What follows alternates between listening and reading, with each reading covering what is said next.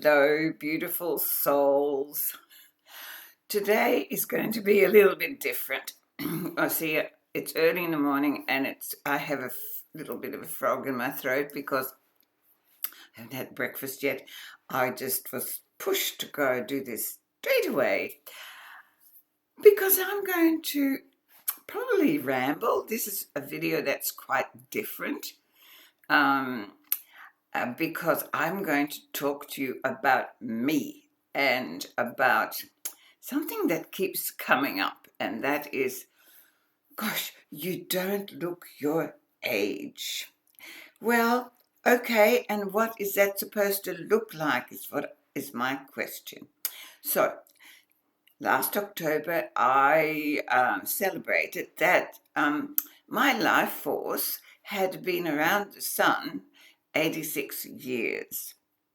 In this format of physicality, well, not this format, because when I was born I didn't have this format. It has changed some, yes.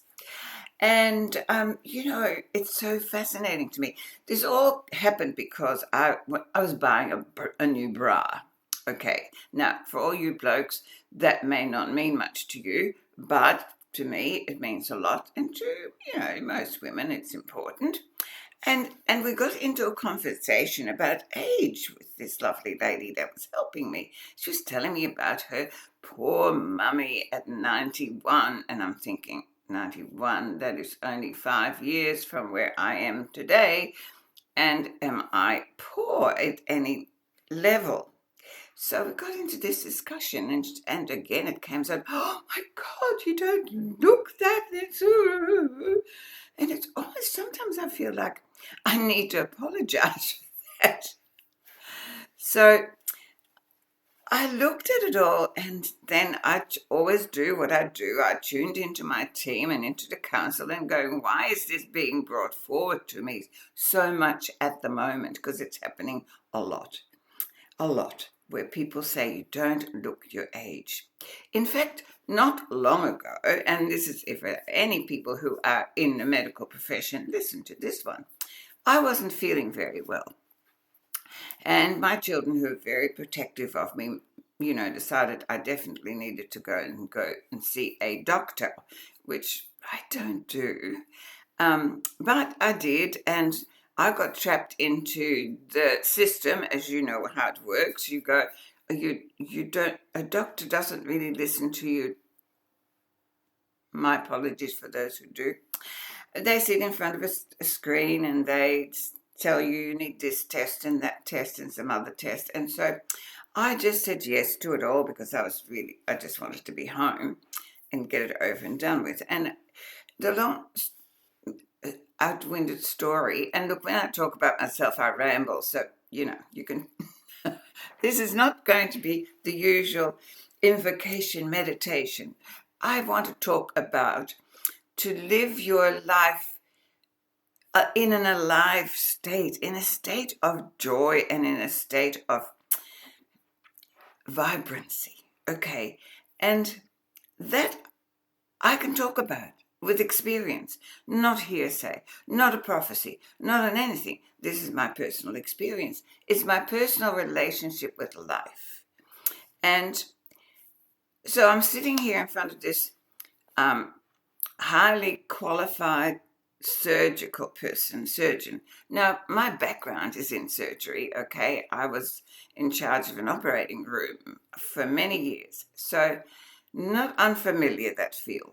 I'm sitting there feeling pretty, in good Australian lingo, crappy, and he says to me, oh yes, but so it was before my birthday.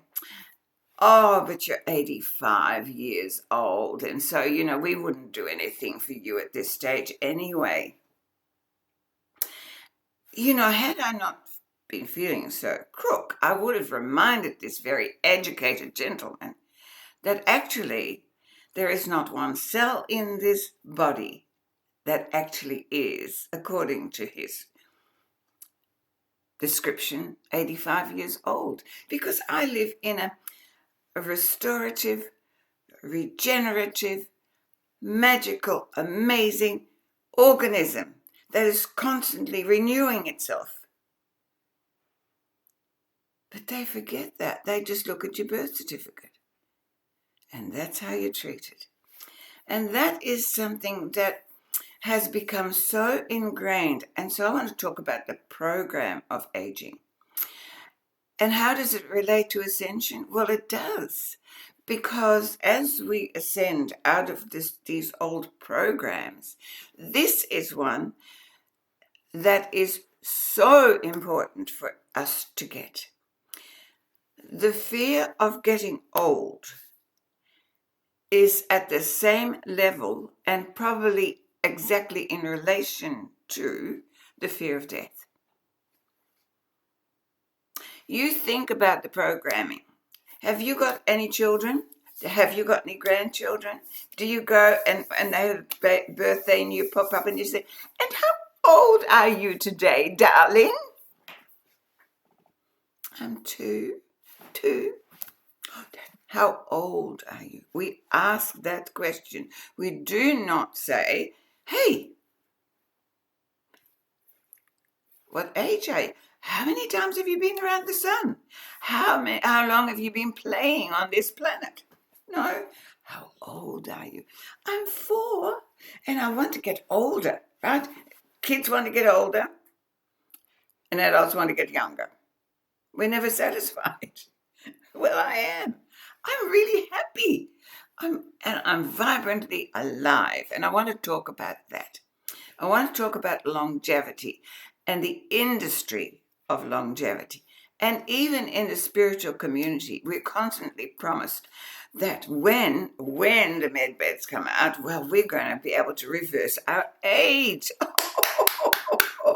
Do you know, I was brought up by a very stern Dutch father who didn't believe in aging. And he was very strong, right? And he didn't, and he believed that we could all live to be more than 100, and he's right. Except he didn't make it. He didn't make 80 just before he departed. The thing was, he wasn't happy. I don't actually remember my father ever being completely happy, although he adored his wife and they were, in love for as long as they were together. But happiness eluded him, mostly because of his background and the war and all of that, right? So I was born in the Netherlands. And if you've read my bio, I'll just share it, to a beautiful Jewish mama and a very stern Protestant. Well, his family was that. I don't know. It means nothing to me. Dutch man, very stern and looked down his nose at everybody. And so, but I was born just before the occupation of the Nazi regime. So the first thing that I actually stopped believing in was this thing that they say that your first 7 years make you who you're going to be. Well, then I was screwed right from the start, because in the first 5 years of my life, I lived in fear and in constant expectation of death and watching people getting shot in the street. I mean, come on, I could either believe that and then become angry and twisted and bitter like a lot of people did. And also, it affected my family a great deal. I won't go into that today because I want to talk about what it takes to stay vibrantly alive. And I think the foundation of that is to stay as an active participant in life. We are so programmed that we have a use-by date, and this is particularly strong in the Western world. I have a lot to do with the East. Half of my family are Chinese, Malaysians, and I've got, Japanese and Greek and whatever. They're all in my family because I'm multicultural and all of that. But in the East, there's much more reverence for the elders, not the elderly, you see. In the West, we call elderly, not the elders. With the elders comes wisdom. In the ancient traditions, the elders were revered and shared their stories. Today, we, as in the Western world, are pushed away into a retirement village or into a nursing home or a goodness knows what, because right from the get-go we have a use-by date.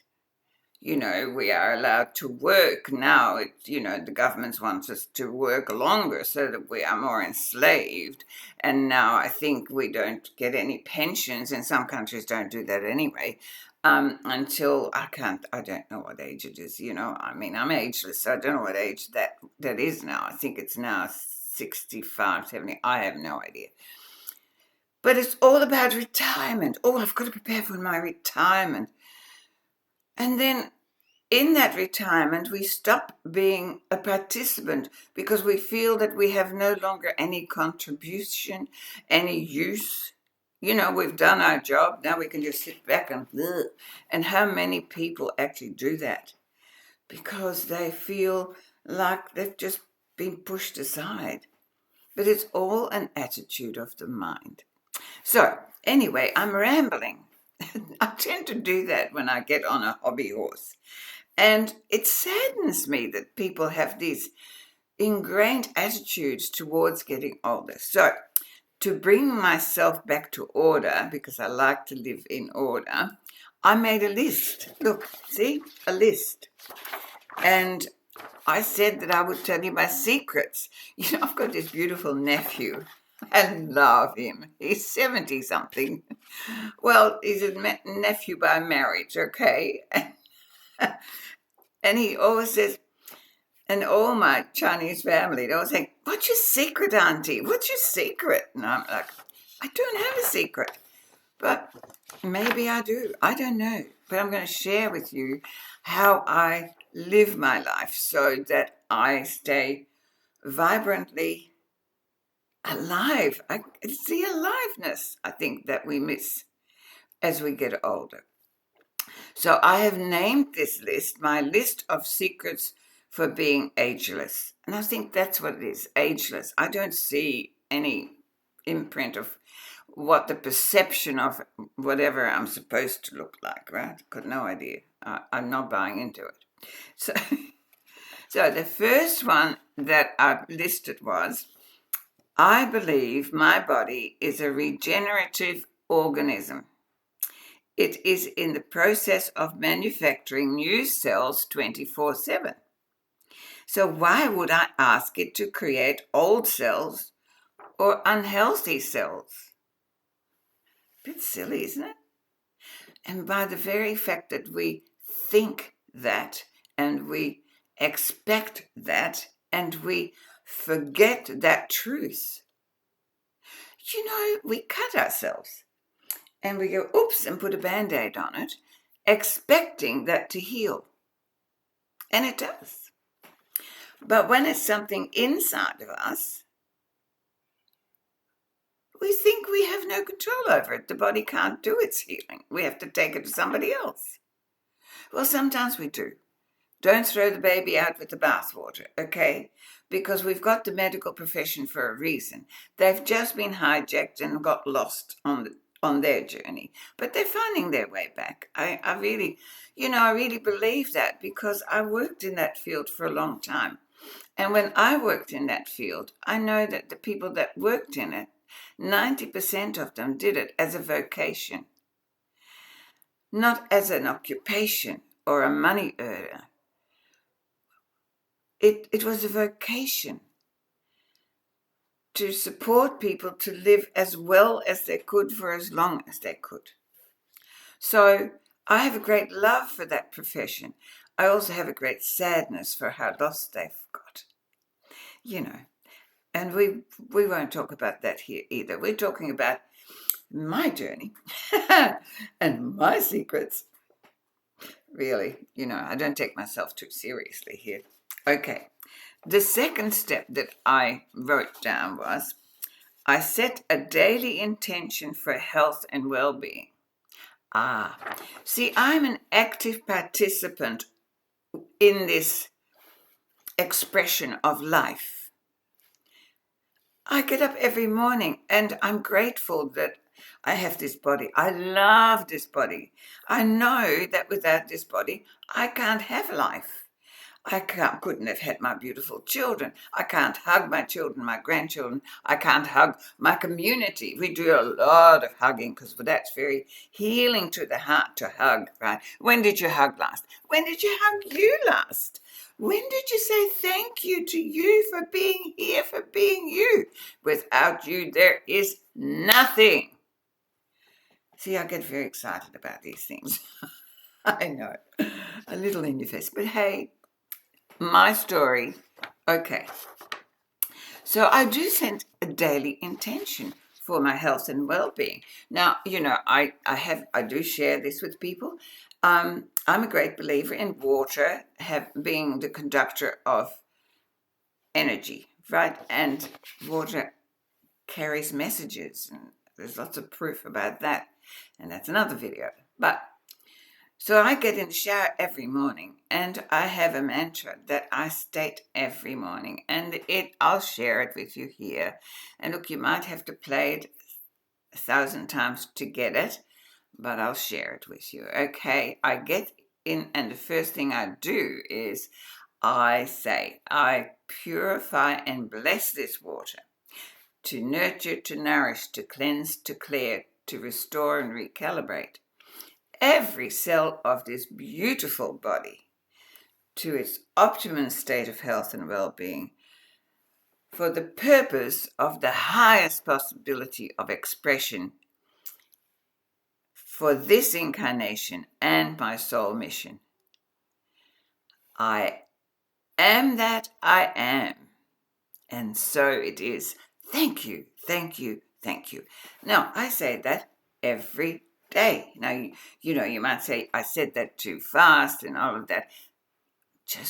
I don't care. If you want the mantra, it's yours. You'll have to listen to it again, because that is what I do. You don't have to use my words. Hear the intention. The intention is that every day I intend to live to the highest possibility in health and well-being. And some days that is better than other days. Okay, some days, about 2 days ago, and I discussed it, I had a class yesterday, an Ascension wisdom class, and they were all saying, oh, yesterday was seemed to be a weird day. Yes, we are being bombarded by the energies of the changing of the earth in the trajectory of the cosmos. All of that is true. And look, I love all the podcasts and all the spiritual hoo-ha and stuff, but I'm much more practical than that. I am all about how can I operate through this transition in the best possible way. It's all about my physicality, not my ego, but how am I going to be able to continue to be a contributor on this journey? To feel alive, to feel vibrant, to know and to give my life force the best opportunity to fulfill its purpose for being here. And if I have a belief system that I'm now old, right, then just look at that. There is no flow. So that is something I set in place every day because of my strong belief that this is a healing, regenerative, restorative organism. It knows what to do. It grew a body, for goodness sake.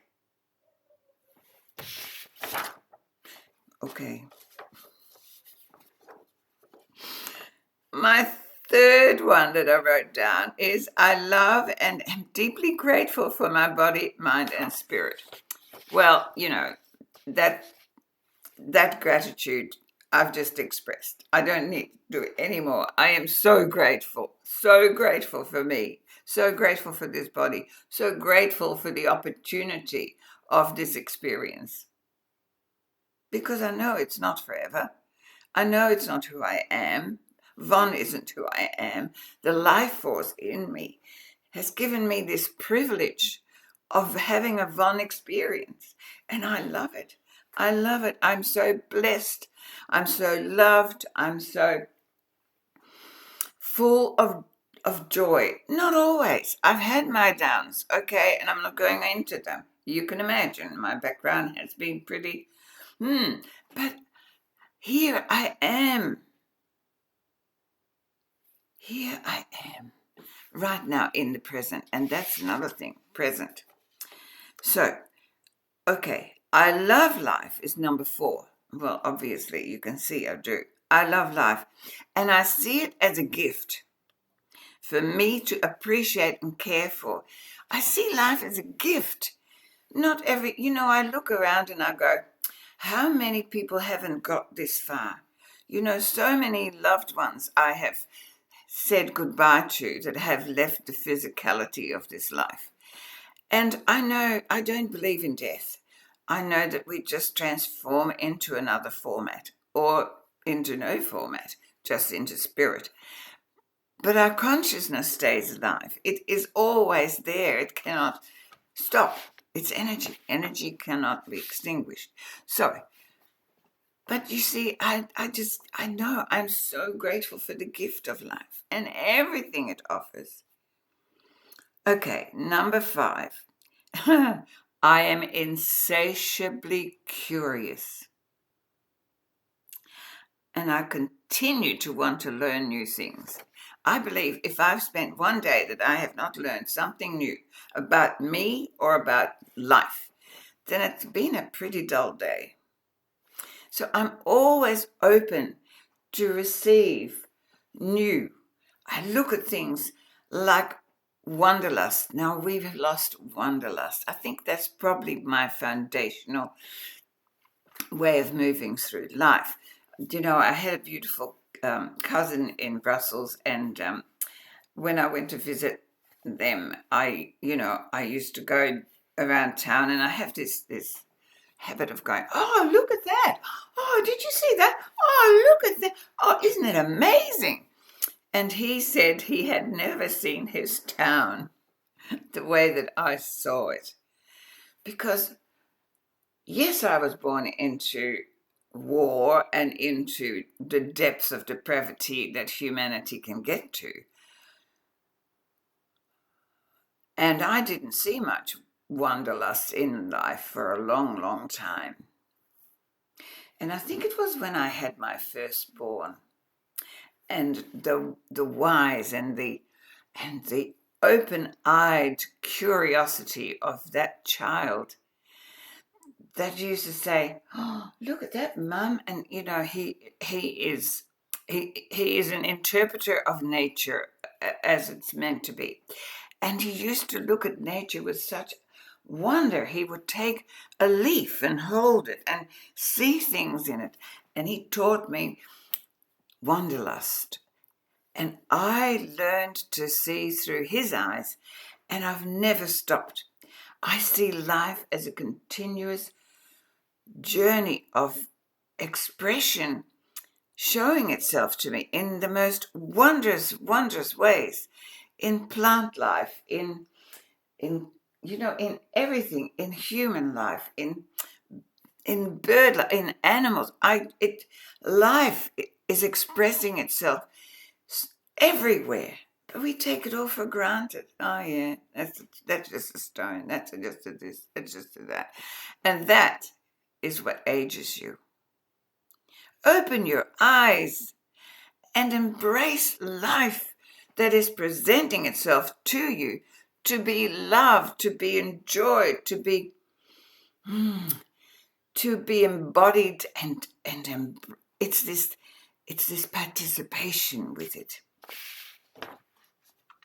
I've forgotten what number I'm up to. Oh yes, this insatiable curiosity. I cannot stop learning. I hated school with a passion. I went through 7 schools in my life, different schools because we travelled. Because I was, in a war zone, I didn't go to school or kinder or any of that. And so when I started school, I was already bored, I think, at the get-go. I did my primary school in 4 years, not 6, or I think it was 3 years, I can't remember, because there was no preps. But, you know, in the Netherlands, you couldn't, I don't know what it's like now, but you couldn't start high school until you were 13. So I was 10. I'd finished. So then they had these in-between years where you just had to like tread water and bide time. And by the time I got to first form, I was so bored. So bored. They never taught me anything I wanted to know. And that continued even then when I came to Australia. And I didn't speak a word of the language. No, this isn't my original language, by the way. And, you know, it was like, what are they trying to teach me? I don't want to know any of this. I don't care about history. I don't care when Columbus found America. Good on him. What's happening now? I'm very in the now. So, curiosity. I'm always learning more. I surround myself with younger people and aliveness. Yes, I do. I love youth. I love vibrancy. So yes, I find myself always surrounded by younger people. And I love that because they're still moving forward. They still have dreams. They still have optimism. And, you know, I was brought up by a man who was incredibly pessimistic. Everybody was an idiot. Everything was bad. You know, he had really bad experiences and he never really rose above that. As where my mum, she had every right to have that attitude because she lost 99% of her family and she had a huge family in the concentration camps. But you know, my mum, she loved life. She loved people. She loved people. She didn't carry this blame.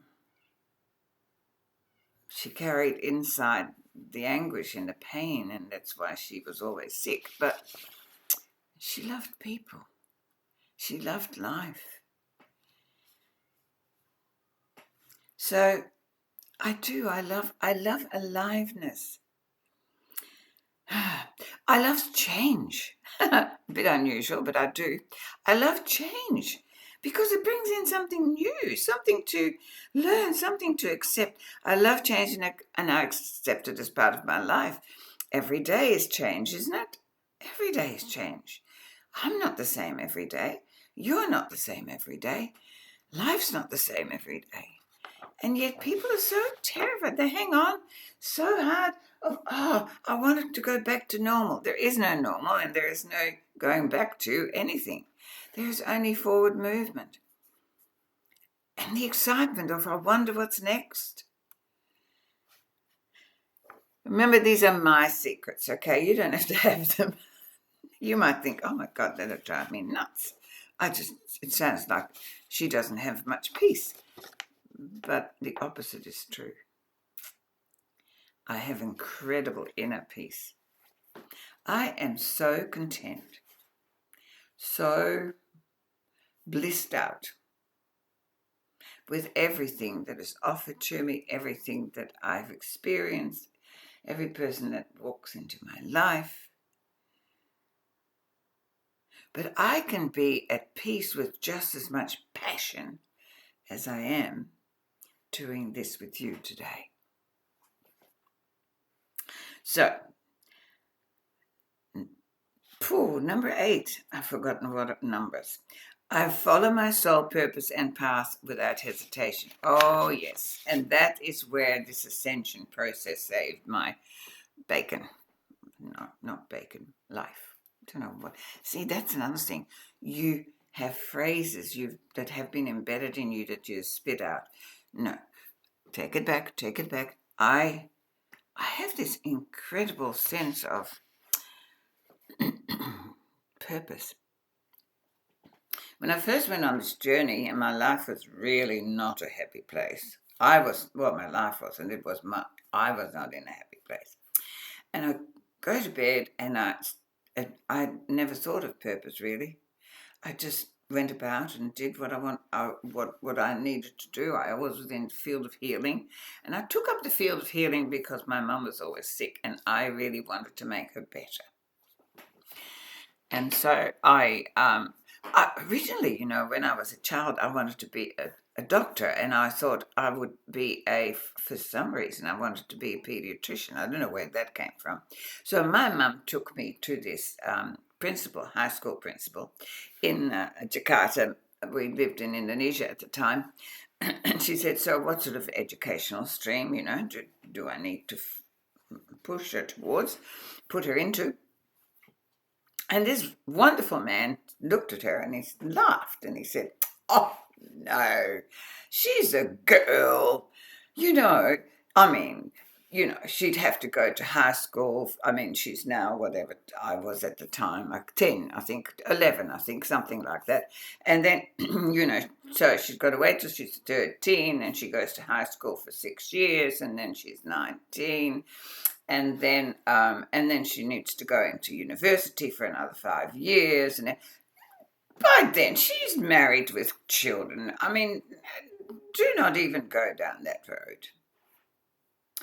Unfortunately, my mum bought the story, but obviously it wasn't my path.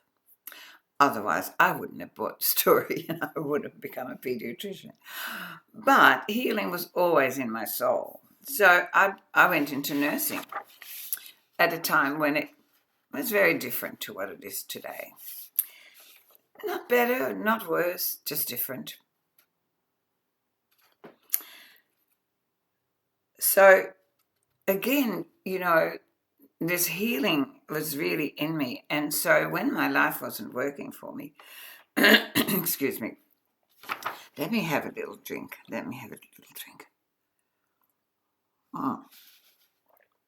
When it wasn't working for me,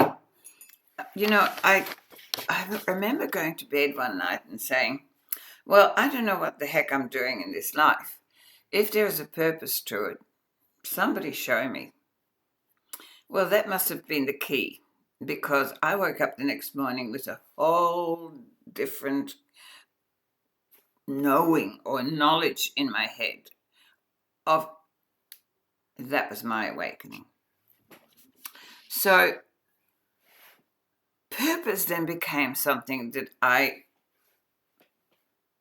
fulfilled, and I started to say, I follow spirit. Once I was introduced to spirit, because at that time I had no idea, without hesitation.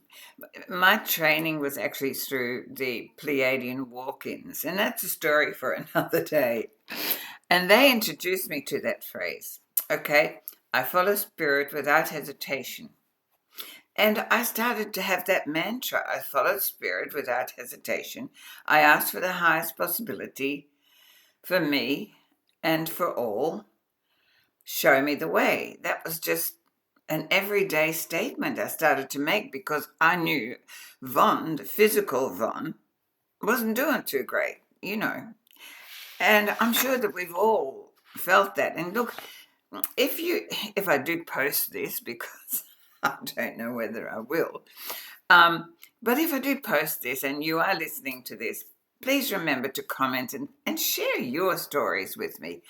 And, all those buttons, subscribe, post. If you think people need to know about longevity, I'm just going to digress a little bit, but longevity has become such an industry. How much money are people spending on having, let's talk about plastic surgery here I've had plastic surgery. Okay, this is self-honesty. So, the Jewish ethnicity, they have a facial thing that gives them sort of, about 7 suitcases under their eyes. So my mum had the most beautiful, beautiful eyes. They were very big, but she has all these bags underneath, right? Suitcases. And so I had these bags, and so did my brother. And what happened with that was that everybody would look at you every day and say, "Oh, you look so tired. Oh, you look tired. Oh, you look tired." And I got tired of looking tired. So, being in surgery, and one of my surgeons, or several of my surgeons, were plastic surgeons, I said one day, I want to have my bags removed. And one of the surgeons, probably the only one that I would allow to touch my face, said, "Don't be ridiculous. I'm not touching it, not until you're 30," which is interesting because, again, you have this thought about age. And at the time, I went, "Oh, okay then." And so on my 30th birthday, I danced into the operating room and said, "Okay, I'm ready. Take the bags away." And he had no comeback. So I did, when I was 30, have my bags removed. And then everybody tells you that once you do it once, every 10 years or sooner, you need to replace them. And then I watched people who ended up having their belly button on their nose, right? And that was not my story. I had it done once. And look, when I take my glasses off, you can see, right? I've got bags. But they're not bad. And they're okay. And people aren't telling me that I look tired, unless I am. I don't know how I digress. Oh, yes, longevity and the industry. But then there are all these potions and these lotions and these, a sadness that I see in Asia. They have these products of looking whiter. Why? Why? You are beautiful. And then we have all the lotions and potions to look darker. Well, unfortunate. I have been born with very olive skin. Okay, it's the skin that I was born into, and hey, presto, right? Thank you, my, ancestors. But we never seem to be satisfied with the package that we've come into, which is an insult to the Creator. We look at everything. Oh, isn't that beautiful? I love orchids. I grow orchids. We look at orchids and we go, "Oh, that's so beautiful." And we look at humanity, the flowers of humanity, and we look at it with ugliness. We look at nature, plant nature, and we say, "Oh, how beautifully the Creator has created this amazing beauty." But when it comes to us, it's made a mistake. Yeah, because you have a look. Babies that are born today, the medical profession thinks they're so imperfect, they instantly have about 6 syringes of some sort of thing to put into these beautiful, pure creations because it's imperfect. Oh, that's another hobby horse. We're not going down there. We're talking about how to stay free from the industry of longevity. Longevity is a vibration. My dad, he had this belief about being 100 plus, but he was never happy. So why did you want to live? Why would you want to live over 100 if you're not vibrantly alive, if you're not content, if you're not enjoying it? Life is here to be embodied and loved. I don't know where I went then. Okay. Purpose. Yes. So my purpose is whatever my life force, my soul, my whatever you want to call that is breathing me as we speak, decided to embody itself. So I give it free rein. Go for it. Because when the old Vonn and its programming gets in the way, I end up a train wreck. And I have in the past. Okay. Number 9. I have let go of fear. Yes. That trust that something in me knows. And when I trust that and allow that this full expression, then the path is revealed. The minute I go into fear of anything, fear, doubt, or programming, I lose direction. So I've let go of fear, and that isn't easy. But once you do, that is what gives you the inner peace. That's what gives you the contentment. No fear. Fear is only necessary if someone's holding a gun to your head. And then, hey, if that's the case, and I've seen that, then let go, because nothing much you can do about it. Except trust that life goes on.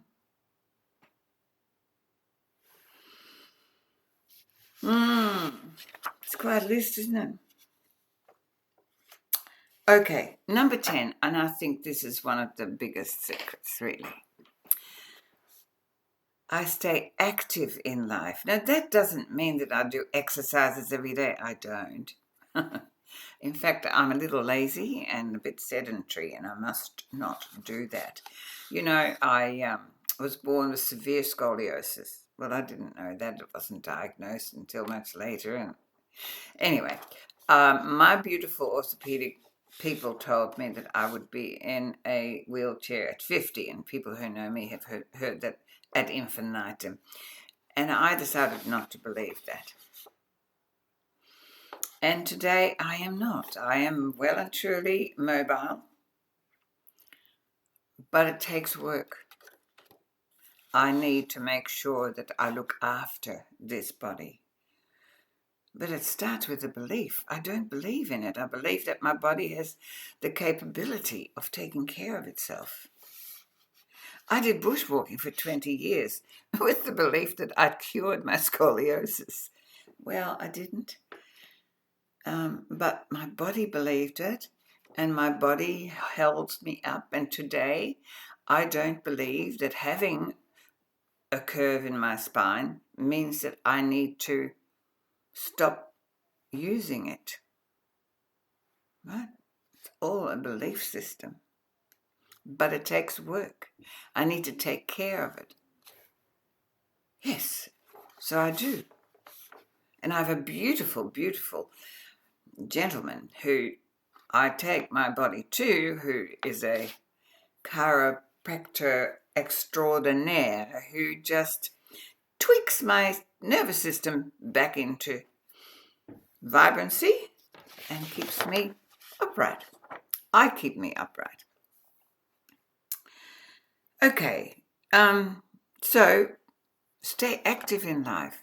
I am active. I'm actively alive, living. I see life everywhere I go. Everywhere I go. 11. I embrace technology and make it part of my existence as assistance and to stay current. Yay, let's go there. Yes, I'm on YouTube, all right? And I use AI. Oh, I love my AI. I've created this incredible personal assistant and this communication with a technology that is just giving me a whole new field of curiosity to be fulfilled. I was probably one of the first to use a computer. A book that I wrote many, many years ago, in actual fact about 38 years ago, called Pearls of Vision. And they were daily statements, of inspiration. And the beautiful soul that helped me to put that out was a graphic designer extraordinaire, and she had a computer and she did all her work on a computer. So for me to be able to communicate with her, I needed to get a computer, which I did. And it was way before they were in schools, they were anywhere. And so as this age of the computer grew, I grew with it. And here I am, and I'm still growing with it. So when they offered me AI, I'm going, whoa, that's a new field for me to explore. Um, it hasn't got control of me. It's my personal assistant I never had. I can put all my writings into it and all sorts of magical things that I am exploring. And that's another story for another video. But I'm not afraid of technology. You know, so many of my friends and family that are in an older age group, they don't use any of the technology. They hang on to the past. Oh, that's another one. Oh, yes. I do not regurgitate the past. I'm not interested in history. Sorry. Look, I'm aware of history. When I say I'm not interested, I don't get involved. I don't get engaged. Yes, I know things happened before I came onto this planet. Fabulous. Was I part of it? Probably. Does it matter right now? No. I am so present. It's all about what is happening now. How can I affect life in this moment? It saddens me that we revere still soldiers. We still revere war by marching in memory of instead of compassion for the lie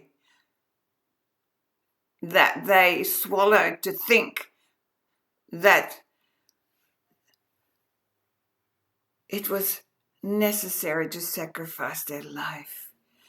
What was necessary and why they sacrificed their life was not to save a country, but to save humanity from constantly living in fear and to value life. Another video for another day. I don't live in the past. I don't say, oh, I wish things were like they used to be. And in my day, do you know, it's fascinating. I remember my parents' age. And when they turned 50, they were already saying, oh, yeah, but you know, at our age, at our age, at our age. And that is a programmed belief system that isn't true until you believe it, and then you have to live it. You have to live your beliefs. So if you're interested in living long life, look at how you want to live it. Look at why you want to live long. Is it because you're afraid to die? Or if you're really interested in living this life to the optimum for every moment of it that you're gifted it. Because it is a gift. How much of our life do we waste? Be present. Live it with a passion. That doesn't mean that you have to be running around like a crazy person all the time. I can relax with just as much joy and passion as I am today talking to you. But I do it intentionally. You know, when my body tells me that it needs to rest, then I rest. I put my feet up and I'm just as joyful at that as I am as going out for a walk or a dance. Whatever. If you want to dance, dance. I've just started actually. I dance every day to keep this body nimble. That's another thing. You've got to keep the body moving. You know, when you stop, you stiffen, you get stuck in this one position. Move. We're meant to move, you know. Be loose, move. It's beautiful. Life is beautiful. Okay, so I don't look at the past as something to regret. Maybe that's not completely true, because don't take me to the hospital, because when I see what happens and the lack of actual connection to the patient because of all the computers around, then I think nursing was better in my days. And it was. Now most of the nursing that has to be done is done in palliative care, and in for the aged. But actual nursing, knowing how to fluff up a pillow, reading people's energy, that's what's lost. Reading how people, I have to say, and now I'm telling you that I don't look at the past, but there's a past of me that I really embrace, and that was the relationship between my patient and me. I was able to sense, you could read the color of their skin, the way that they presented themselves. You knew whether they were feeling better or not, whether you needed to call for a doctor. A doctor relied on the nurses to tell them how their patient was recovering, not because of the instruments, but because of your relationship. And I think that is something that we have to come back to, and that's what Ascension is about, is relationship to you, relationship to life itself, relationship to each other. We are coming back to that, where we are embracing, and I think that's probably one that I haven't yet put on this list. I embrace my humanness. I love our humanness. Our innate is kindness. It is caring and sharing. It's celebrating. It's enjoying each other. That is our innate. Anything else that you do or that you have believed and that separates you and closes you off is not innate. It's a program, it's a belief. It needs to be gone if you are ascending into this new vibrational frequency of the new earth. We won't have any of this there. It's all third dimensional rubbish. Really, it is.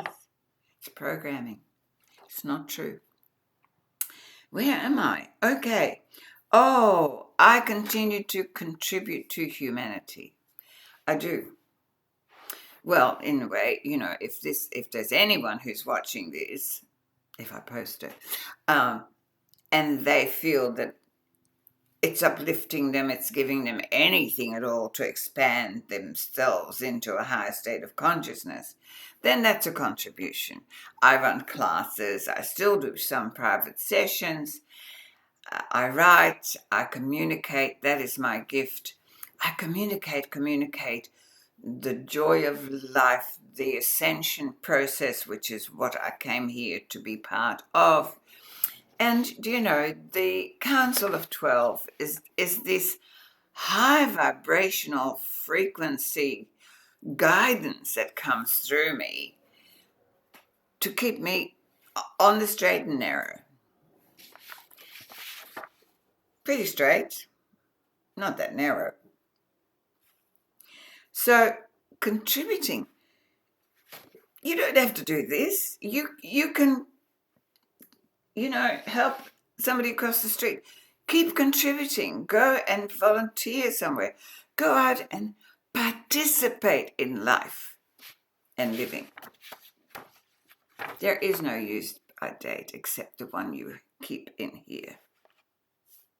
If you're alive, life wants to be lived through you, for you, as you. So set it free to do that. Am I there yet? You know that lovely story. Are we there yet, Mummy? Yes. Okay. I am here at the last one. Could be the first one and the only one. Love and gratitude occupy my thoughts predominantly. I live in a constant state of appreciation. You know, when you have been through a period in your life, and it's what I was born into, of not having the things that most people take for granted today. And again, I need to thank my mum, because we had no food, we couldn't go shopping, no new clothes, I didn't have a toy. I don't know what toys were until I was 5. So, when you've been through that in your life, then everything that comes after that is a bonus. And so my mum was always one that, particularly with food, because what she had to do to skimp and save to keep us alive, and my dad, who had to, really, he had to risk life and limb in the middle of the night during curfew to go to farmers to find food for the family. If he'd been caught, he would have been shot on sight. And so all of that, once we were able to go to shops and we were able to buy food and my mum was able to prepare it for us, there was such gratitude. There was gratitude for every mouthful. And today I am still the same. Everything that comes on my plate, I am grateful for. But not just grateful for the food. I'm grateful for, how many people are involved to get your food to the table. Doesn't matter what you're eating. If it's plant food, how many people were involved in planting the seeds, right? Even getting the seeds, planting the seeds, harvesting, making sure that nurturing it so that it grew into beautiful plants, and then harvesting those plants, and then getting it to market, and then the market getting it on the shelves, and then you buying it or somebody else buying it, and then how many people were involved just to get your, I love spinach, so I get sauteed spinach for breakfast sometimes when I'm out. How many people did it take to get that to their plate? Do you ever think about it? Do you ever thank all those people? Well, if you did, how much more vibrant would that food be for you? If it is meat that you eat, and I'm absolutely not one field or the other. I believe we're omnivores, which means that I know my body needs animal protein, but I never use animal protein without the honor for the spirit and the gratitude for the spirit of the animal that gave up its flesh for my well-being. Don't take it for granted. We need to have this incredible gratitude for everything. The more grateful we are, the more that opens the door of more of that to come into your life. Love, love, love, love. Love you. Not because of what you do, but because of what you are. You're magical. Amazing. You are an expression, a magnificent expression of the quantum field of all there is, source, whatever you want to call it. The ultimate field of intelligence that is behind this cosmos, are you not stunned by the immenseness, I can't say it, the immenseness of it all? And we are just these little things, that get so caught up with the importance of unimportant things. We're here to live, to love, to grow, to expand our horizons. Well, my list is done. I don't know if I post it. I'm going to have a look at it. If I look too crazy, I won't. But this is me. This is why I keep doing what I do. This is why I have this beautiful connection to my team, my guides, the highest version of me, my life force, and the council. Now, the council of 12 are not these, oh, you're beloved. They're not. Most of them are of a very high, very, very strong vibrational frequency. I don't do it on screen. I do channel them verbally in my class, and as those who come to it know, that they don't mince words. They're pretty direct, because we don't have time to, with all this, I'm not a namby-pamby person. I am a direct person. I am a person that is full of life, full of love, full of gratitude, full of joy. I love life. I love you. My greatest sadness when I allow it, if I allow it, is that you don't love yourself as much. That you don't see the magic in you as much. And if any of what I've been talking about today helps just one tiny bit in that direction, please let me know in the comments. I do answer them all. I look at them all. And remember, longevity, aging, it's not an inevitability. It's an indoctrinated program you choose to believe. So change it. Change it. And no matter what stage of your life you're at, embrace this moment. Do not be concerned about what might happen in the future, because whilst you're doing that, you're missing the now. And life actually only occurs in the now, in this very moment. And in this very moment, I am going to say goodbye and allow you to go about and live your life to the full, because I am. I'm going to have my breakfast. I love you wherever you are, whoever you are, whatever you're doing. Embrace it with all the love and the passion and the aliveness and the vibrancy you can.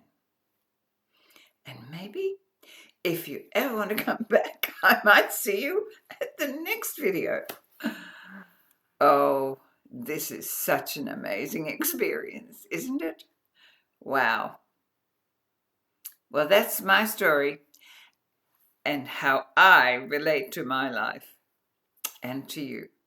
I love you. Love yourself more. Till next time. Bye-bye.